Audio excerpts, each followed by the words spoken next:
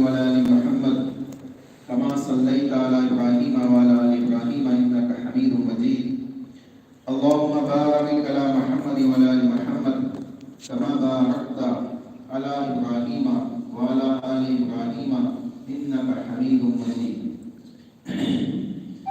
اللہ کی حمد و ثنا اور رسول اکرم صلی اللہ علیہ وسلم کے اوپر درود و سلام کے بعد انشاءاللہ آج ہم عقیدہ پڑھیں گے اور عقیدے میں نواقض اسلام پڑھیں گے۔ اس سے پہلے کہ ہم ابتدا کریں دعا پڑھیے۔ اللہم انی اسألک علما نافعا ورزقا طیبا وعملا متقبلا۔ اللهم إني أسألك علما نافعا ورزقا طيبا وعملا متقبلا۔ اللهم إني أسألك علما نافعا ورزقا طيبا وعملا متقبلا۔ دیکھیے عقیدہ کسے کہتے ہیں؟ عقیدہ پڑھنا ہے عقیدہ، تو عقیدہ کسے کہتے ہیں؟ اس لیے اپنی حدیث پڑھے تھے، حدیث دیکھے تھے ہم نے، کسے کہتے ہیں؟ کسے کہتے ہیں حدیث؟ اللہ کے نبی صلی اللہ علیہ وسلم کا تین چیزیں بتائیں، حدیث کی تین قسمیں بتائے، قولی، فعلی اور تقریری۔ جو کہا اللہ کے نبی نے جو کیا یا کسی کو کرتے دیکھا اور خاموش رہے تو حدیث ہے، ٹھیک ہے؟ تو عقیدہ کسے کہیں گے؟ عقد، کسی چیز کو ٹھان باندھنا سمجھتے؟ پتہ اڑاتے آپ لوگ؟ نہیں اڑاتے؟ بہت کم، میں نہیں اڑاتے۔ مطلب ہے کہ منجا گٹھان باندھتے ہوئے نا کبھی، وہ جو گٹھان باندھتے ہیں اس کو عقد کہتے ہیں، ٹھیک ہے؟ اب اسی سے ہے عقیدہ، اسی سے کیا ہے؟ عقیدہ ہے کسی چیز کی گٹھان باندھنا۔ عقیدے کا عمل کہاں سے انجام دیا جاتا ہے؟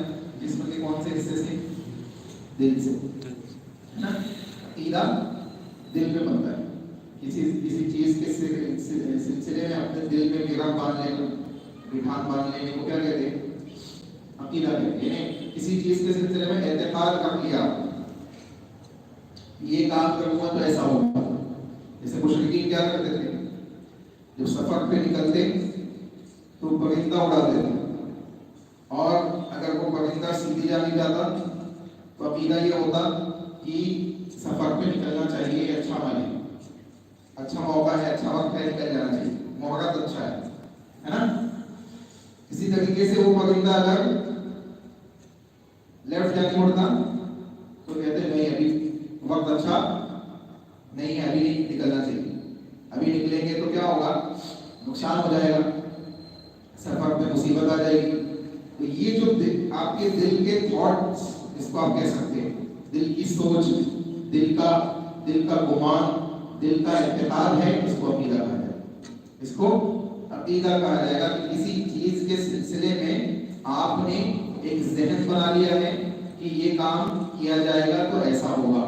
جیسے بلی سامنے سے گزرے تو نہیں گزرنا چاہیے، نہیں تو نقصان ہو جائے گا، ہے نا؟ یہ بھی ایک عقیدہ لوگوں کا ہے۔ اب اس سے معلوم پڑ رہا ہے کہ عقیدے کی دو قسمیں ہیں۔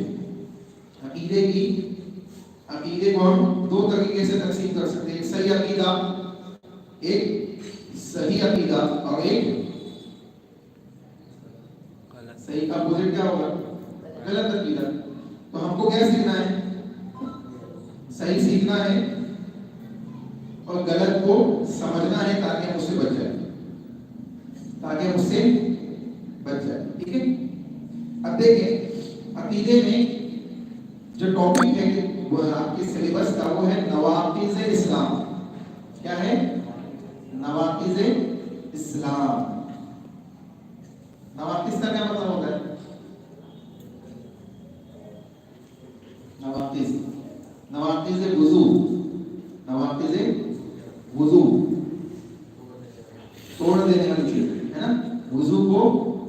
دینے والی چیزیں. نواقض اسلام، اسلام کو ختم کر دینے والی، اسلام کو توڑ دینے والی چیزیں. سمجھ گئے بات؟ یعنی ایسی چیزیں جس کو عمل میں لانے کی وجہ سے انسان اسلام سے نکل جائے گا، اسلام سے نکل جائے گا. کب نکلے گا، کب باقی رہے گا، کب اس کو اس کا اعادہ کرنا پڑے گا، وہ تمام چیزیں انشاءاللہ آپ کے سامنے آئیں گی.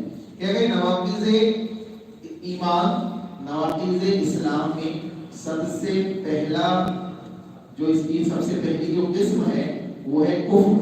وہ کیا ہے؟ کفر. کیا ہے؟ کفر. ٹھیک ہے. اب کفر کسے کہتے ہیں؟ کسے کہتے ہیں کفر؟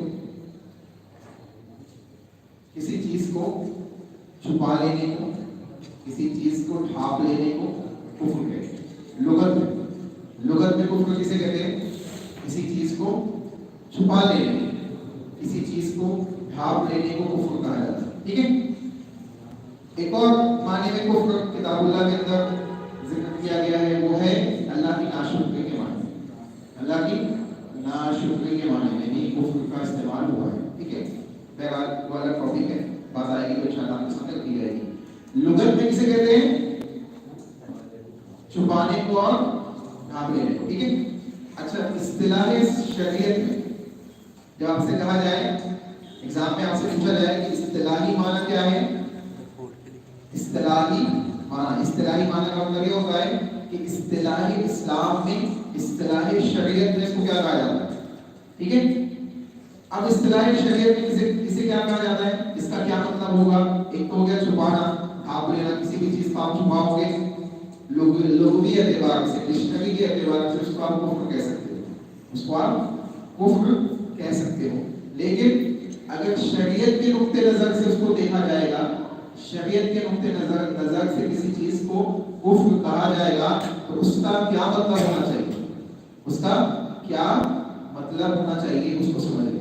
سب سے پہلے یہ سمجھیں کہ کفر کس کی ضد ہے، کس کا اپوزٹ ہے. کفر کا اپوزٹ کیا ہے؟ ایمان. کفر کا اپوزٹ ایمان. ایمان کا اپوزٹ کفر ہے نا. ایمان کا اپوزٹ کفر اور کفر کا اپوزٹ ایمان. ٹھیک ہے. تو کہتے ہیں کفر اللہ اور اس کے رسول پر ایمان نہ لانے کو کہتے ہیں. شریعت میں کسے کہتے ہیں؟ اللہ اور اس کے رسول پر ایمان نہ لانے کو کفر کہتے ہیں. خواہ وہ تکذیب ہو، یعنی وہ جھٹلانا ہو، اللہ اور اس کے رسول کو جھٹلا دے، میں نہیں مانتا اللہ کو، میں نہیں مانتا رسول اللہ صلی اللہ علیہ وسلم کو، تو خواہ وہ تکذیب ہو، جھٹلا دینا ہو، یا شک و شبہ ہو، یا کیا ہو؟ شک و شبہ ہو. دین، اسلام، ایمان کے سلسلے میں آپ کے دل میں، آپ کے ذہن و دماغ میں کسی قسم کا شک و شبہ ہے تو یہ بھی قسم کا کفر. ٹھیک ہے. یا اعراض ہو یا حسد اور تکبر کے سبب سے انکار ہو. اعراضات آپ نے دیکھا ہوگا نا، بہت سے لوگ ایسے ہیں معاشرے کے اندر جو کیا کرتے ہیں، احادیث رسول سے اعراض کرتے ہیں. کہتے ہیں قرآن کو تو ہم مانیں گے لیکن رسول اللہ صلی اللہ علیہ وسلم کی حدیثوں کو ہم نہیں مانیں گے، اس سے اعراض کرتے ہیں.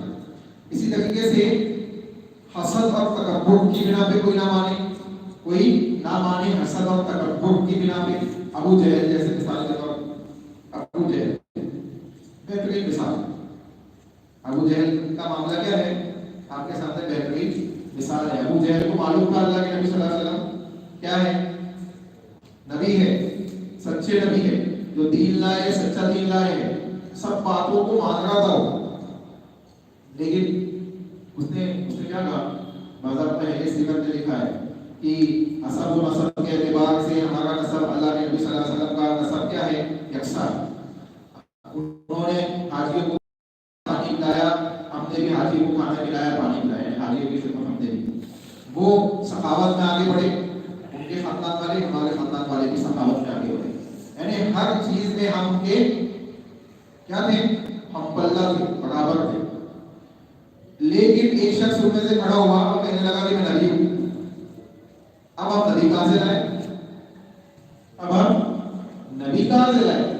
ایک شخص کھڑا ہوا یعنی محمد صلی اللہ علیہ وسلم کھڑے ہوئے اور کہنے لگے کہ میں اللہ کا نبی ہوں، یعنی اللہ نے نبی ان کے اس میں بھیج دیا، اس لیے اس حسد کی بنا پہ میں کیا کرتا ہوں ان کو نہیں مانتا ہوں، اگر مان لوں گا تو ہمارا جو لیول چل رہا تھا وہ ختم ہو جائے۔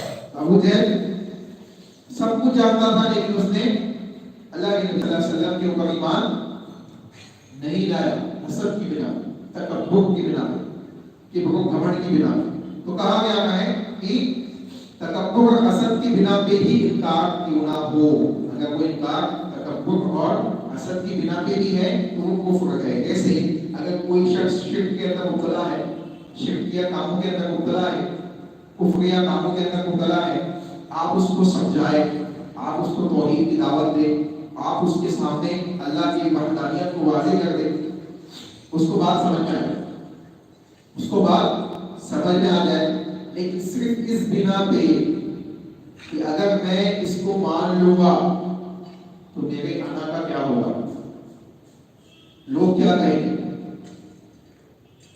میرا تکبر، میرا گھمنڈ ٹوٹ جائے گا، صرف اس بنا پہ آپ نہیں مانیں گے اللہ کی توحید کو تو آپ اس کفر کے اندر مبتلا ہو جائیں گے جو آپ کو دین سے نکال سکتا ہے، جو آپ کو دین سے نکال سکتا ہے۔ ٹھیک ہے، تو کیا کہا جا رہا ہے کہ خواہ وہ حسد اور تکبر کے سبب سے ہی انکار کی نہ ہو، یا بعض خواہشات کی پیروی، یا بعض خواہشات کی پیروی، ابھی میں کہا نا اسے لوگ کیا کہیں گے،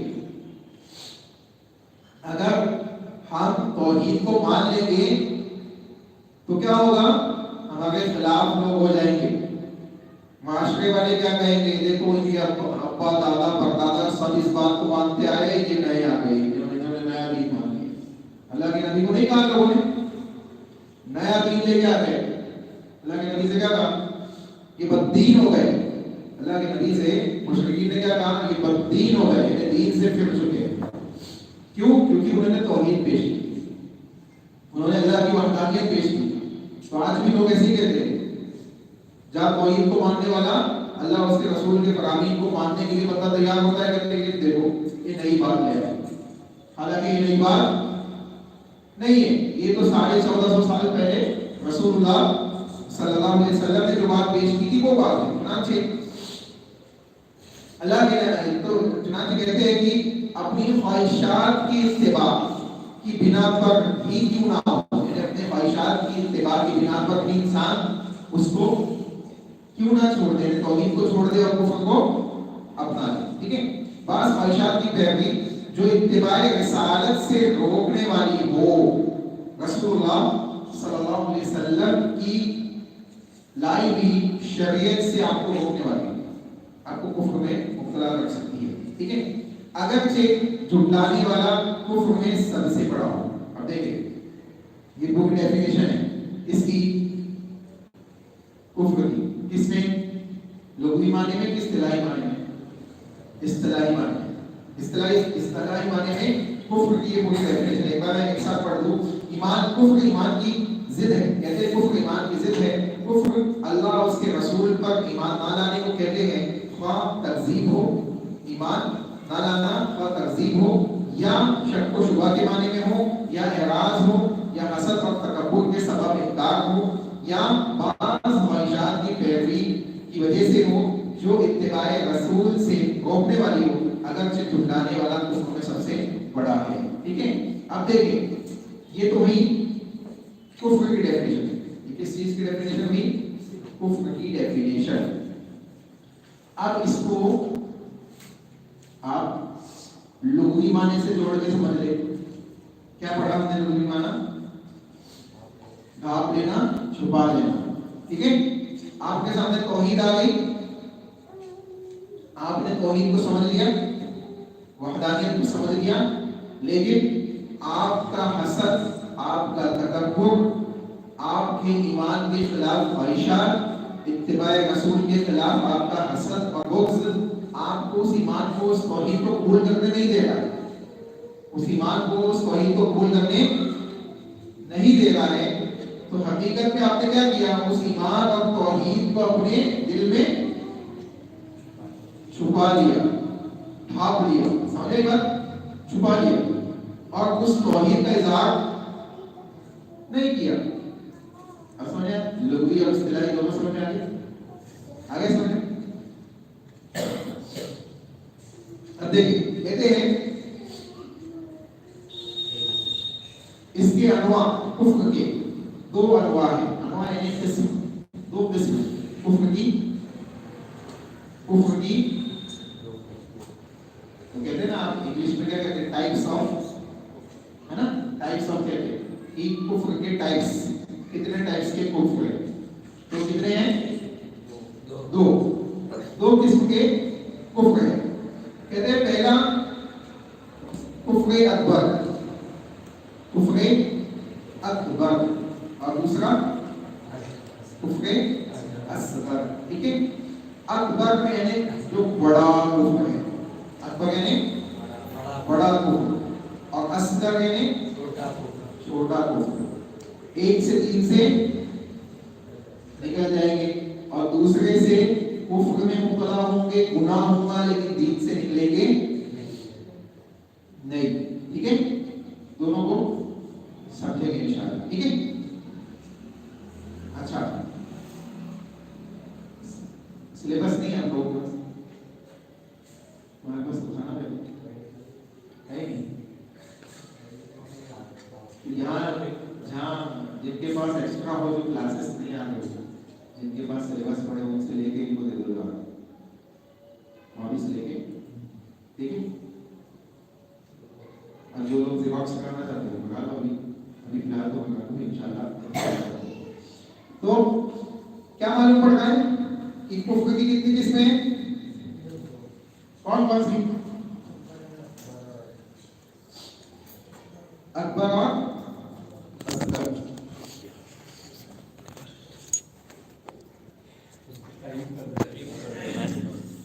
थोड़ा आगे कर लो,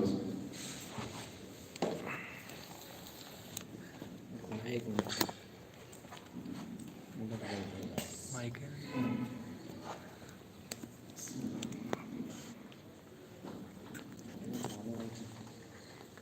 देखिए अब ये रखा कैसे, देखो कुफ्र। अच्छा पहले ये बताओ कुफ्र किसकी किस्म है, कुफ्र किसकी किस्म है, कुफ्र किसकी किस्म है, कुफ्र अभी पढ़ाया मैंने, नवाकिज़े इस्लाम, नवाकिज़े ईमान की किस्म है ना, उसमें से फर्स्ट टाइप्स हम पढ़ रहे कुफ्र। ठीक है, जो इस्लाम से निकालने वाली चीजें, उनमें से पहली चीज क्या है, कुफ्र। कुफ्र की कितनी किस्म है, दो, अकबर, कुफ्र अकबर और कुफ्र असगर। ठीक है, अच्छा अब देखो कुफ्र अकबर किसे कहते हैं, पहली किस्म ये वाली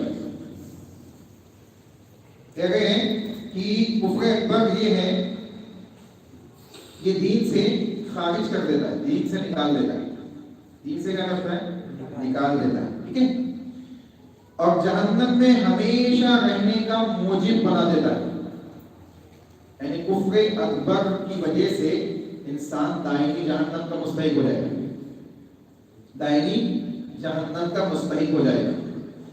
अब इसकी 5 किस्में हैं, इसकी कितनी किस्में, 5 किस्में किसकी है, इसकी। ठीक है, इसकी कितनी किस्में हैं, 5, 1 2 3 4 5। पहली क्या है, तकदीब।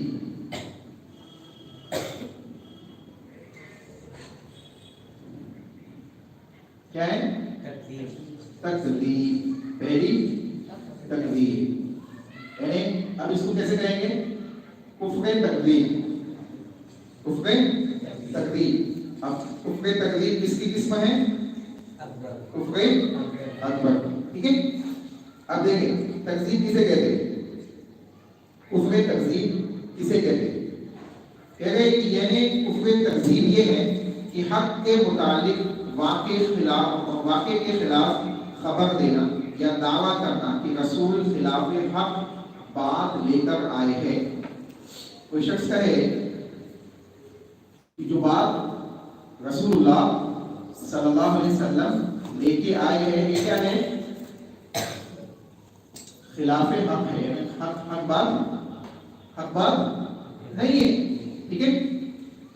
تو یہاں پہ کفر تکذیب کا مطلب یہ ہوگا کہ اس شخص نے جس نے کفر تکذیب میں مبتلا ہوا اس نے کیا کیا؟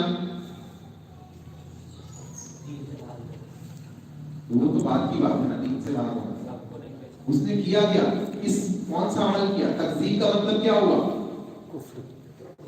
تکذیب کا مطلب پوچھ رہا ہوں، کفر کا مطلب نہیں، جھٹلا دیا۔ اس نے کیا کیا؟ جھٹلا دیا۔ کس چیز کو جھٹلایا؟ ہاں، لائی ہوئی شریعت کو، نبی صلی اللہ علیہ وسلم کو، آپ کی لائی ہوئی شریعت کو اس نے جھٹلا دیا، ٹھیک ہے؟ معنی ڈھونڈنا پڑے گا، جب تک معنی سمجھ میں نہیں آئے گا جب تک کفر سمجھ میں نہیں آئے گا، سمجھ آئے گا؟ تکذیب اگر پڑھ گئے تو آپ سوچو نا اس میں تکذیب جھٹلانے کا مطلب کہاں چھپا ہوا ہے؟ کیونکہ دیکھو کسی چیز کو ہم پڑھ گئے ہیں، اگر مثال کے طور پہ آپ کوئی بک پڑھ گئے، اس بک کا نام اور اس کے نام کا مطلب اور مفاہیم آپ کو نہیں سمجھ رہا ہے تو بک نہیں سمجھ آئے، سمجھ آئے گا؟ بات سمجھ آئی؟ تو تکذیب، ٹھیک ہے، جھٹلانا۔ اب ہم ڈیفینیشن جب پڑھ رہے ہیں تو ہم اس میں ڈھونڈے کہ اس میں جھٹلانے کا مطلب کہاں چھپا ہوا ہے، سمجھ آئے گا؟ تو کہہ رہے ہیں کہ یعنی حق کے متعلق واقع کے خلاف خبر دینا یا دعویٰ کرنا کہ رسول خلاف حق بات لے کر آئے ہیں۔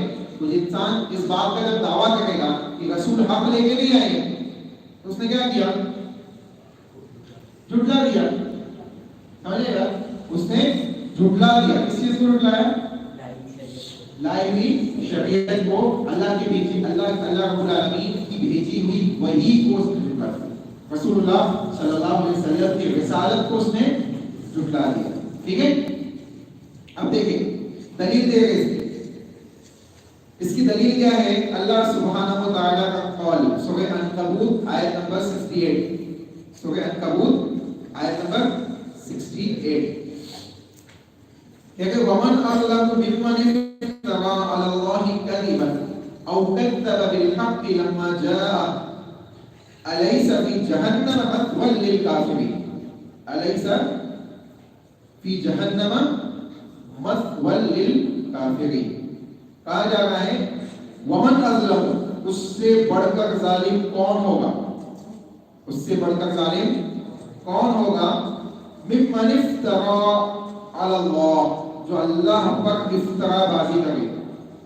افترا بازی کا مطلب ہوتا ہے جھوٹ باندھے، اللہ پر جھوٹ باندھے، ٹھیک ہے؟ افترا علی اللہ، اس سے بڑھ کر ظالم کون ہوگا؟ جو اللہ پر جھوٹ باندھے۔ او کذب بالحق، او کذب بالحق، افترا علی اللہ کذبا، جھوٹ باندھے، یا جب سچی بات اس تک پہنچے تو اس کو جھٹلا دے۔ او کذب بالحق، او یعنی او کا کیا مطلب ہوتا ہے؟ یا، او یعنی یا، کذب وہ جھٹلا دے، ٹھیک ہے؟ وہ جھٹلا دے، بالحق، حق بات، جو حق بات اس تک پہنچی ہے اس کو کیا کرے؟ جھٹلا دے۔ لما جاء، جب وہ اس کے پاس آئے، یعنی حق بات جب اس کے پاس آئے تو اس کو جھٹلا دے۔ آگے اللہ تعالیٰ بیان کر رہے ہیں الیس فی جہنم مثوی للکافرین، کیا ایسے کافروں کا ٹھکانہ جہنم نہیں ہے؟ الیسا کیا نہیں ہے؟ لیسا یعنی نہیں، آئے نے کوشچن، الیسا کیا نہیں؟ ہاں، فی جہنم جہنم میں، مثوی للکافرین، مثوی یعنی ٹھکانہ، للکافرین کافروں کے، تو کیا ایسے کافروں کا ٹھکانہ جہنم نہیں ہے؟ اس کا مطلب کیا ہے؟ سمجھ آئے بات؟ سمجھ آئے بات؟ ایسا کہتے نا، کیا تم نے ایسا کام نہیں کیا ہے، اس کا مطلب تم نے کیا ہے، وہی انداز ہے، وہی انداز ہے۔ کیا ایسے کافروں کا ٹھکانہ جہنم نہیں ہے، اس کا مطلب ہے کہ ان کا ٹھکانہ جہنم ہے۔ اب دیکھیں اس آیت میں کیا معلوم پڑ رہا ہے کہ حق بات کو جھٹلا دینا، یہ دماغ میں رکھ کے بات دلیل سننا ہے۔ یہ جو بات لکھی ہوئی ہے نا کفر تکذیب پہلی قسم، اس کا نام اور اس کا معنی دماغ میں رکھ کر بات سنیں گے تو بات سمجھ آئے گی، دلیل سمجھ میں آئے گی، ٹھیک ہے؟ تو کفر تکذیب کی دلیل پڑھ گئے۔ اللہ نے کہا کہ اس سے بڑھ کر ظالم کون ہوگا، اس سے بڑھ کر ظالم کون ہو سکتا ہے جو اللہ پر جھوٹ باندھے یا جب اس کے بعد سچی بات آئے تو اس کو جھٹلا دے، اس کو جھٹلا دے، ٹھیک ہے؟ کیا ایسے کافروں کا ٹھکانہ جہنم نہیں ہے؟ اب دیکھیں جھٹلانے والے، حق بات کو نہ ماننے والے، اس کی تکذیب کرنے والوں کو اللہ کیا کہہ رہے ہیں؟ کافر۔ اللہ تعالیٰ کیا کہہ رہے ہیں؟ کافر۔ الیس فی جہنم مثوی للکافرین۔ اللہ تعالیٰ کافر کہتے ہیں، کفر ہے، یعنی کیا ہے؟ کفر ہے۔ آپ دین کی کسی بات کو جھٹلا دیں، یہ کیا ہے؟ کفر ہے، یہ کفر ہے کہ آپ دین کی کسی بات کو، اوتھینٹک بات کو جو ثابت شدہ ہو کتاب و سنت سے، آپ اس کو جھٹلا دیں تو یہ کفر ہے۔ سمجھنے بات؟ اب دیکھیں اس آیت میں وضاحت کے ساتھ معلوم پڑ رہا ہے کہ جو حق بات اللہ کی جانب سے رسول اللہ صلی اللہ علیہ وسلم کے اوپر نازل کی گئی ہے بشکل شریعت، اس کو تسلیم کرنا ہر مومن کا کیا ہے؟ فریضہ۔ ہر مومن کے اوپر وہ لازم ہے، ہر مومن کے اوپر لازم ہے، وہ اس کا انکاری نہیں بن سکتا، اس کو جھٹلا نہیں سکتا، ٹھیک ہے؟ اور جو جھٹلائے گا وہ کفر میں مبتلا ہو جائے گا، کفر تکذیب میں مبتلا ہوگا۔ اور کفر تکذیب کس کی قسم ہے؟ کفر اکبر کی، ٹھیک ہے؟ اور کفر اکبر سے کیا ہوتا ہے؟ انسان اسلام سے نکل جاتا ہے۔ سمجھے گا؟ تو دیکھیں اچھا، اس کے بعد کہتے ہیں کہ جب سچی بات اس تک پہنچے تو اس کو جھٹلائے، کیا ایسے کافروں کا ٹھکانہ جہنم نہیں ہے؟ اس کا مطلب ہے اللہ تعالیٰ نے واضح کر دیا کہ یہ کفر ہے، اور ایسے کافروں، ایسے کفر کرنے والے لوگوں کا ٹھکانہ کہاں ہے؟ جہنم ہے۔ تو یہ پہلی قسم ہے کفر اکبر کی۔ کیا نام ہے اس کا؟ تکذیب۔ تکذیب کا مطلب جھٹلانا۔ کس چیز کو جھٹلانا؟ الہی شریعت کو، حق بات کو، ٹھیک ہے؟ دلیل سورہ عنکبوت آیت نمبر 68۔ اوکے ٹھیک ہے، آیت یاد کر لینا بعد میں۔ تو کیا معلوم پڑا؟ یہ دلیل ہے۔ اچھا، یہ کفر تکذیب کس کی قسم ہے؟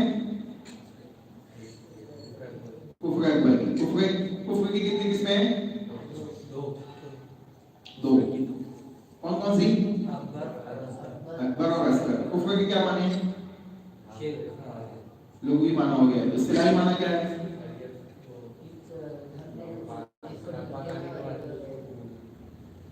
اصطلاحی معنی شریعت میں ایمان کی ضد ہے، اور کفر اللہ اور اس کے رسول پر ایمان نہ لانے کو کہتے ہیں، خواہ وہ ایمان لانا تکذیب کی وجہ سے ہو، جھٹلانے کی وجہ سے ہو، یا حسد اور تکبر کی بنا پہ ہو، یا نفسانی خواہشات کی پیروی اور اتباع کی بنا پہ ہو، یا وہ جھٹلانا کسی دوسرے معنی میں ہو۔ اگر وہ جھٹلانا ہے اللہ اس کے رسول کے سلسلے میں تو وہ کیا ہے؟ کفر کی ایک قسم ہے جو کفر تکذیب کی ہے، یا کفر کے معنی میں وہ داخل ہے۔ سمجھ گئے بات؟ دیکھیں دوسری قسم پڑھا تو دوسری، یہ دوسرا سبجیکٹ دیکھیں۔ دوسری قسم کیا ہے؟ دوسری قسم تصدیق کے ساتھ کفر۔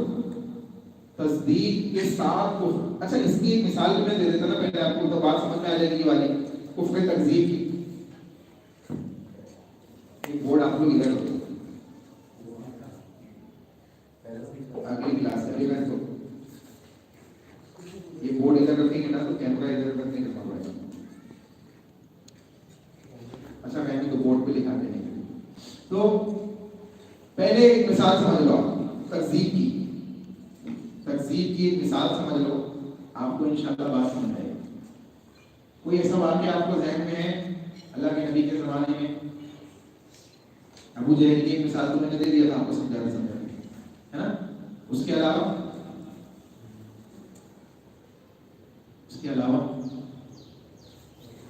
اچھا اس میں دیکھو یہاں جو ہم نے پڑھے ہیں اس میں کیا کہا گیا؟ تکذیب ہو یا شک و شبہ کی بنا پہ ہو، ہاں، یا اعراض ہو یا حسد اور تکبر کی سبب ہو، انکار ہو یا بعض خواہشات کی پیروی کی وجہ سے ہو۔ اللہ کے نبی صلی اللہ علیہ وسلم کے سب سے محبوب چچا کون تھے؟ ابو طالب تھے۔ ابو طالب کا انتقال ہوا ایمان کی حالت میں ہوا کہ کفر کی حالت میں؟ کون سا کفر تھا؟ انہوں نے دین کو مانا، شریعت کو مانا، تسلیم کر گئے جنا اللہ کے نبی صلی اللہ علیہ وسلم سچے رسول ہیں، مان گئے رسول اللہ کو، اللہ کے نبی کی تعظیم کرتے تھے، اللہ کے نبی سے محبت کرتے تھے، اللہ کے نبی صلی اللہ علیہ وسلم کی دل و جان سے حفاظت ہے، لیکن اپنی نفسانی خواہشات کیا تھی؟ باپ دادا کے دین کو کیسے چھوڑ دے، لوگ کیا کہیں گے، ہے نا؟ تو اسی پہ کیا ہوا؟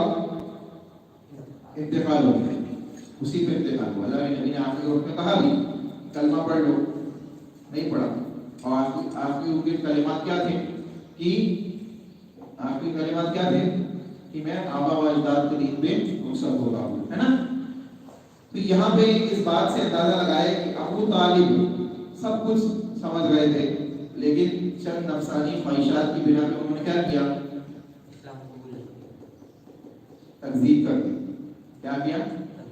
تکذیب کر دیا، اور تکذیب کفر تکذیب میں وہ شامل ہو گئے، مبتلا ہو گئے، اور اس کی وجہ سے وہ اس آیت کریمہ کے مصداق بن گئے اور ہمیشگی کی جہنم میں داخل ہو گئے۔ سمجھ آئی بات؟ آئی بات سمجھ؟ اور کوئی مثال ہے آپ کے نظر میں؟ بتاؤ اور کوئی مثال ہو، آپ میں سے کوئی بھی مثال؟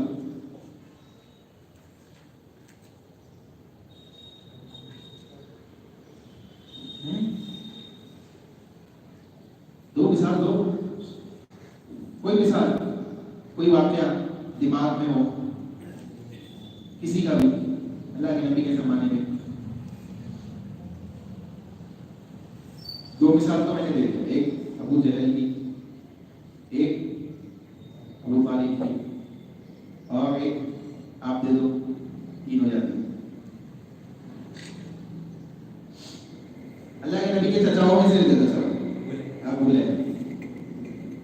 لہب اللہ کے نبی صلی اللہ علیہ وسلم کے سلسلے میں سب کچھ جان رہا ہے، سب کچھ سمجھ رہا ہے، لیکن ابو لہب نے کیا کیا؟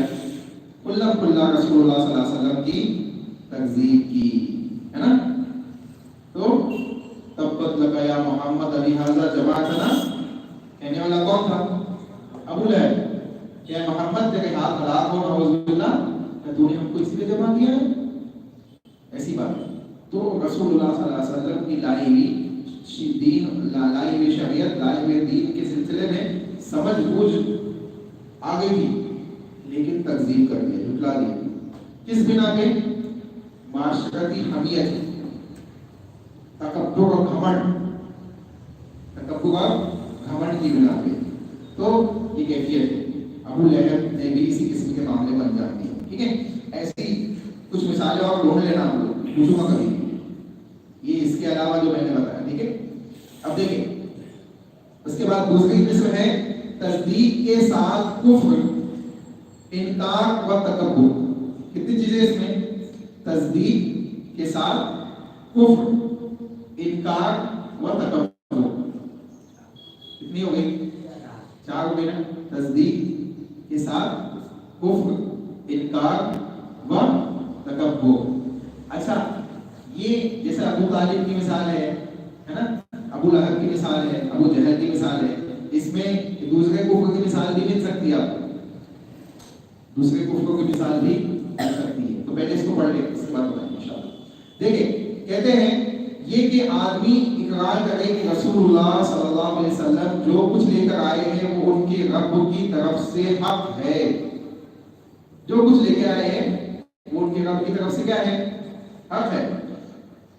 لیکن تکبر و گھمنڈ حق اور اہل حق کو حقیق سمجھتے ہوئے اس کی اتباع کیا کریں؟ چھوڑ دے. اس کی اتباع چھوڑ دے. اللہ تعالیٰ نے فرمایا وَإِذْ قُلْنَا لِلْمَلَائِكَةِ اسْجُدُوا لِآدَمَ فَسَجَدُوا إِلَّا إِبْلِيسَ أَبَى وَاسْتَكْبَرَ وَكَانَ مِنَ الْكَافِرِينَ. بہترین مثال, اس سے بہترین مثال ہو ہی نہیں سکتی. سمجھ لیں بات, اس سے بہترین مثال نہیں ہو سکتی. بہترین مثال ہے اس بات کو سمجھنے کی. تصدیق بھی ہے اور ساتھ میں کفر بھی ہے, انکار بھی کر دیا. اور کس لیے کیا؟ تکبر, گھمنڈ. کس لیے کیا؟ تکبر اور گھمنڈ کی بنا. تو کہہ رہے ہیں کہ ایک شخص کیا کرے؟ رسول اللہ صلی اللہ علیہ وسلم کی لائی ہوئی شریعت کے سلسلے میں یہ ذہن, یہ عقیدہ رکھے کہ جو کچھ لائے ہیں یہ سب حق ہے. جو کچھ لائے ہیں یہ سب حق ہے. ٹھیک ہے, اس میں کوئی شک و شبہ نہیں. لیکن تکبر اور گھمنڈ حق اور اہل حق کو حقیق سمجھتے ہوئے اس کی اتباع سے وہ, اس کی اتباع سے کیا ہو جائے؟ جملہ مکمل کرو. اس کی اتباع سے منکر ہو جائے, اس کی اتباع کو چھوڑ دے, ترک کر دے, چھوڑ دے. ٹھیک ہے. اللہ تعالیٰ نے بیان کیا وَإِذْ قُلْنَا لِلْمَلَائِكَةِ اسْجُدُوا لِآدَمَ فَسَجَدُوا إِلَّا إِبْلِيسَ. ابلیس کا ذکر.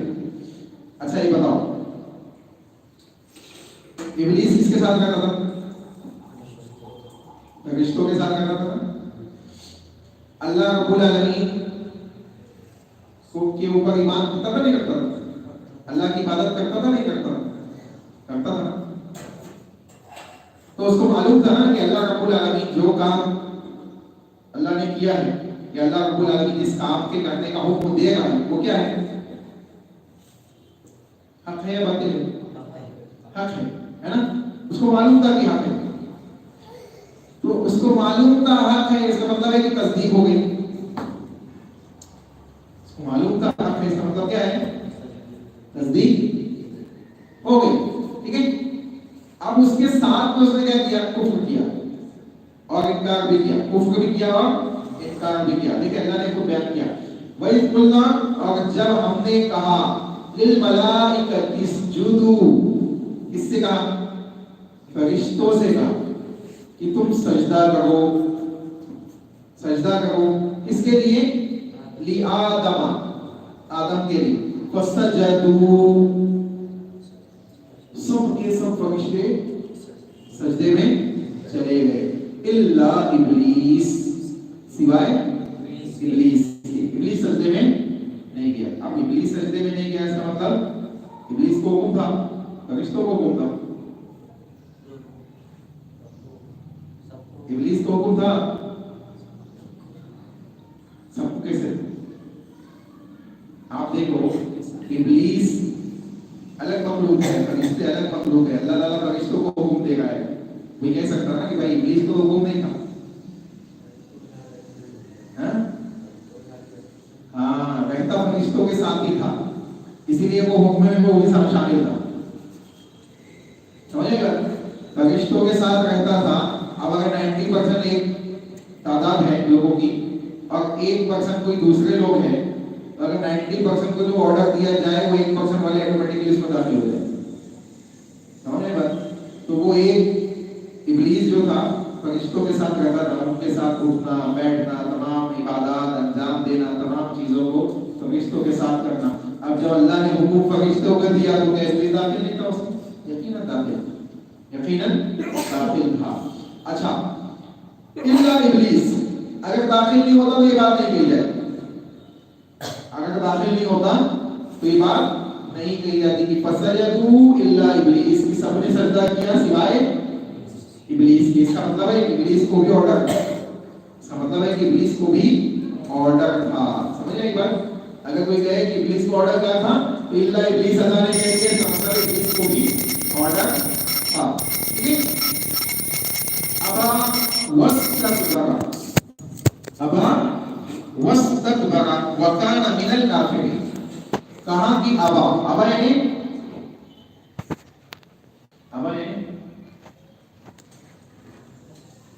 انکار کرنا.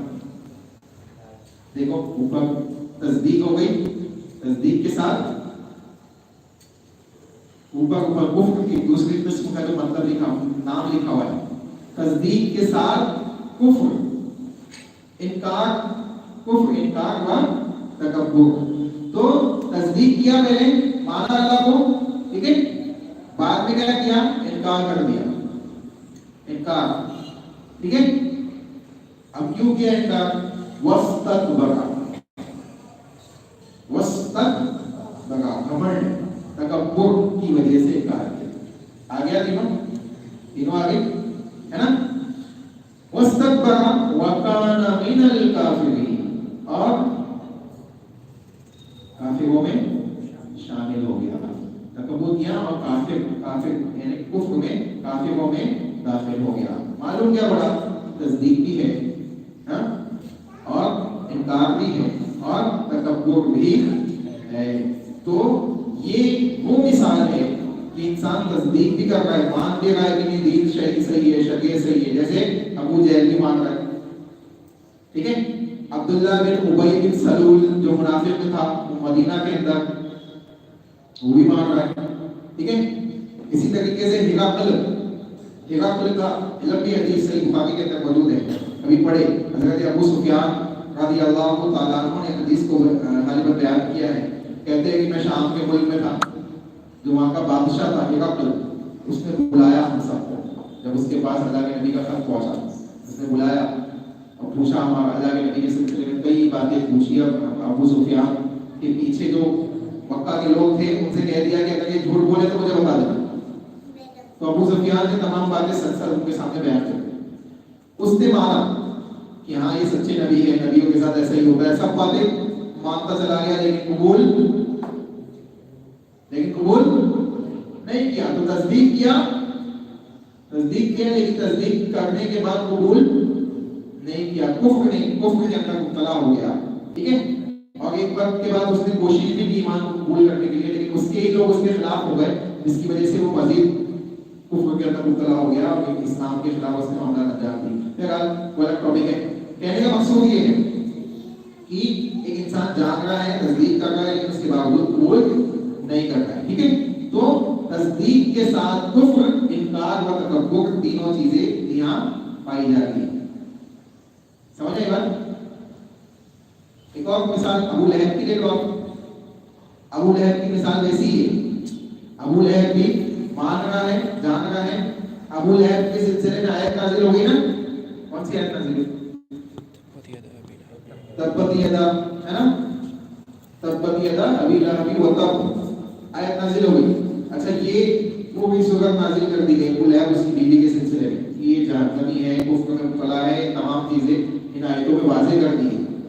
اس کے بعد بھی دیکھ قرآن کا معجزہ دیکھیں, یہاں پہ قرآن کا معجزہ سمجھے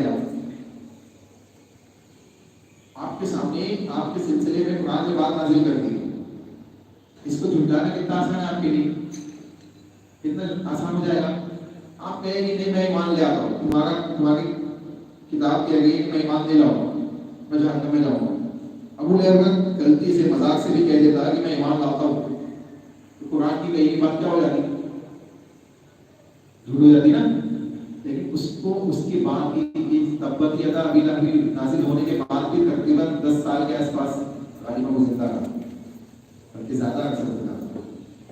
اور اس عرصے میں نہ اس کو نہ اس کی بیوی کو توفیق ہوئی, یعنی مذاقاً غلطی سے بھی یا قرآن کو جھٹلانے کی نیت سے بھی ان کی زبان سے یہ بات نہیں نکلی. یہ قرآن کا معجزہ ہی نہیں. وہ چاہتے تو کہتے تھے کہ دیکھو قرآن کو کہہ رہا ہے کہ ہم جہنم میں رہیں گے, ہم ایمان لے آتے, یہ جھوٹ ہو جائے گا. لیکن توفیق نہیں ملی اللہ کی طرف سے, وہ زبان کو بھی توفیق نہیں ملی کہ وہ غلطی سے بھی کہہ جائے لا الہ الا اللہ محمد رسول اللہ کے. یہ قرآن کا معجزہ ہے. تو معلوم پڑ رہا ہے کہ تصدیق کے ساتھ کفر, انکار اور تکبر یہ بھی کفر اکبر کی ایک قسم ہے. کفر اکبر کی ایک قسم ہے. سمجھ آئی بات؟ اس کے بعد تیسری قسم پڑھا ہے, دونوں سمجھ میں آ گئے؟ پوچھوں گا بھی, ٹھیک ہے. ہاں, یہ جو آیت ہم نے پڑھی ہے دلیل کے طور پہ سورہ بقرہ آیت نمبر 34، سورہ بقرہ آیت نمبر 34، ٹھیک ہے. اس کے علاوہ بھی کئی جگہ جہاں ابلیس کا واقعہ ذکر کیا گیا ہے وہاں کئی جگہ آپ کو یہ بات مل جائے گی. دیکھیں اس کے بعد کفر شک، کفر شک، شک و شبہ والا کو، شک و شبہ میں انسان مبتلا ہے. کیا ہے وہ؟ کہتے ہیں یعنی رسول اللہ صلی اللہ علیہ وسلم کی لائی ہوئی باتوں کے حق ہونے اور اس کی اتباع میں تردد یا اس کے حق ہونے سے متعلق قطعیت میں تردد، اس لیے کہ مطلوب یہ ہے کہ رسول اپنے رب کی طرف سے جو کچھ لائے اس پر یقین ہو کہ حق ہے اور اس میں کوئی شک نہیں ہے، اس میں کوئی شک نہیں. اسی سے متعلق یہ بھی ہے کہ اس کے حق ہونے پر اس سے ظن غالب ہو، لیکن ناحق ہونا بھی جائز ٹھہرائے. یہ کفر ظن یعنی کفر شک میں داخل ہے، کفر شک میں داخل ہے.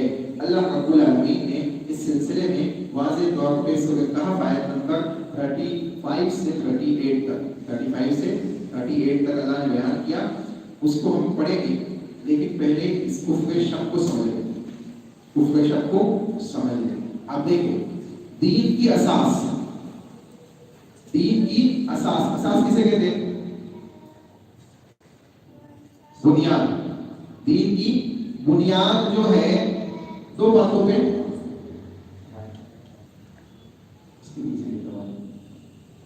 اس کے دین کی جو اساس ہے، دین کی جو بنیاد ہے، مین بنیاد جو ہے وہ ہے کیا ہے؟ قرآن اور حدیث. قرآن اور حدیث دین کی بنیادی اساس. ایک ہے دین کے وہ بنیاد جو 5 بنیادیں ہم نے پڑھی ہے، بنیاد اسلام مولا خمس شہادت والا. لیکن یہ بنیاد بھی کہاں سے معلوم پڑی؟ قرآن حدیث سے، ہے نا؟ حدیثوں سے معلوم پڑی نا. قرآن اور حدیث یہ دونوں بھی کیا ہے؟ شریعت کا مین کیا ہے؟ ماخذ، جہاں سے دین اور شریعت کو لیا جائے گا، سمجھا جائے گا. ٹھیک ہے، اس کو سمجھ لے، بہت اہم چیز ہے اور ہمارے معاشرے کے اندر ہے، اس لیے میں آپ کو بتا رہا ہوں، بہت اہم چیز ہے. قرآن کے سلسلے میں کوئی شک و شبہ ہے کسی کے دماغ میں؟ جو اشہد ان لا الہ الا اللہ و اشہد ان محمد رسول اللہ کی گواہی دیتا ہے، اس کے شدید و دماغ میں کسی قسم کا شک و شبہ اس کتاب کے سلسلے میں ہو سکتا ہے؟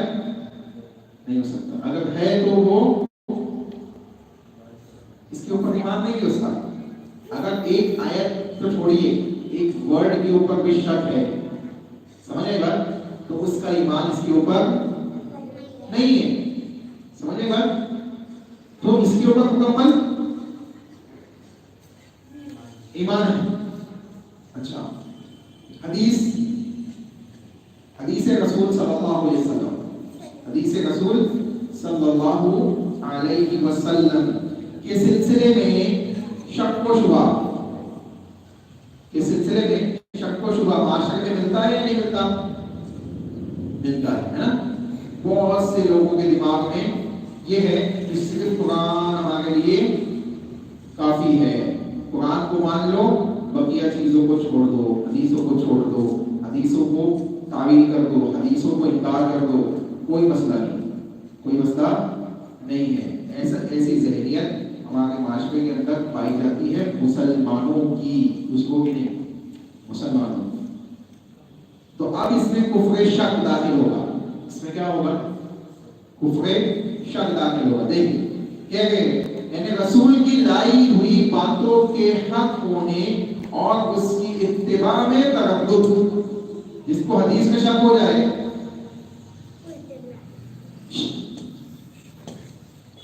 جس کو حدیث میں شک ہو جائے، اس نے کس کی لائی ہوئی باتوں پہ شک کیا؟ رسول اللہ صلی اللہ علیہ وسلم. ایمان حاضر ہو، جواب دو پڑھا رہے. اس نے کس کی لائی ہوئی باتوں پہ ہم شک کیا؟ رسول اللہ صلی اللہ علیہ وسلم کی. اور جب شک ہو گیا تو اتباع کرنا اس کے لیے آسان ہوگا. جب کسی چیز میں آپ کو شک ہے تو اس کے اوپر عمل کرنا آپ کا دل گوارا نہیں کرے گا. کیوں؟ کیونکہ آلریڈی آپ کے دل میں کیا آ گیا؟ شک آ گیا. ٹھیک ہے، شک و شبہ کے ساتھ کوئی عمل کیسے ہم انجام دیں گے؟ دنیاوی کام بھی نہیں کرتے ہم، شک و شبہ کے ساتھ دنیاوی کام بھی نہیں کرتے. ایک موبائل لینے آپ جاتے ہیں، ایک موبائل لینے جاتے ہیں آپ تو پہلے 10 لوگوں سے سلام مشورہ کر لیتے ہیں، ہاں یہ ہینگ تو نہیں ہوتا، ہاں تم یوز کرتے ہو کیسے چلتا ہے، ہاں یہ برانڈ لے کے جا رہا ہوں یہ کیسا ہے. پھر دکان پہ جانے کے بعد بھی چیک کرتے ہیں کیا کیا فیچرس ہے، اس کے بعد بھی لیتے ہیں واپس آتے پھر سوچتے ایک دو دن، پھر جاتے پیسے لے کے، پھر کبھی موڈ بدل جاتا کہ لینے کچھ گئے تھے لے کے کچھ آ جاتے. سمجھ آئے بات؟ تو اگر جس چیز کی آپ تحقیق کر رہے ہیں اس میں شک و شبہ پیدا ہو جائے تو آپ ایک دم سے کیا کرتے ہیں؟ برانڈ ہی بدل دیتے ہے نا. لینے گئے تھے ایم آئی کا، اٹھا کے لا لیے سیمسنگ، ایک مثال دے رہا ہوں. تو یہ چیز ہوتی ہے شک و شبہ جب آپ کے دماغ میں پیدا ہو جائے. اب دیکھیں رسول اللہ صلی اللہ علیہ وسلم کی کوئی بات جس پہ آپ کو عمل کرنا ہے، اگر آپ اس میں شک و شبہ میں مبتلا ہے تو اس بات پہ عمل کیسے کریں؟ عمل کر سکتے نہیں کر سکتے.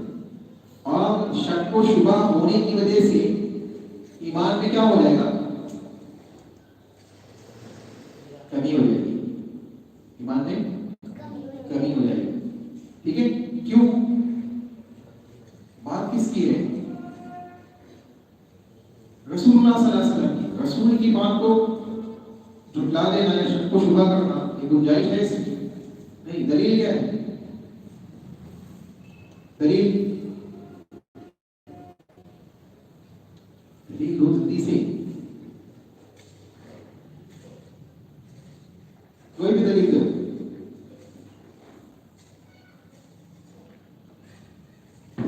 ما آتاکم الرسول فخذوه وما نهاکم عنه فانتهوا.